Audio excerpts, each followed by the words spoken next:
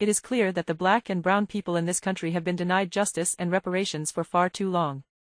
Together black and brown must unite in solidarity as a solid front to demand compensatory justice and reparations now. Black and brown people didn't go through American slavery together.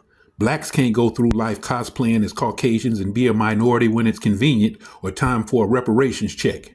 There's no FBI efforts to sabotage and kill any brown messiah, only the black messiah. Therefore, only blacks, F.B.A. blacks, should get these reparations. Funding for a national panel to discuss reparations is long overdue, and I support the immediate funding of such a panel and will work to put that funding up for a vote if I am re-elected.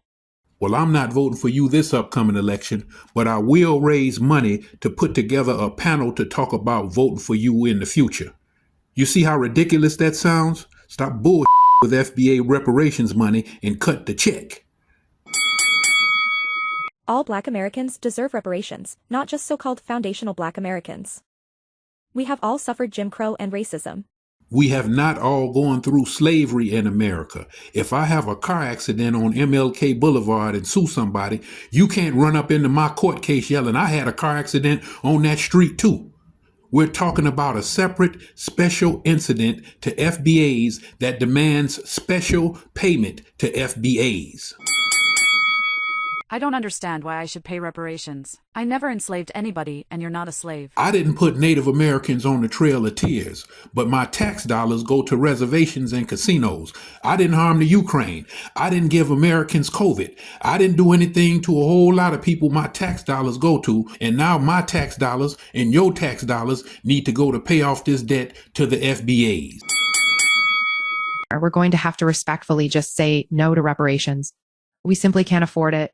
This country is already in debt, and paying trillions of dollars in reparations to black people would break the bank.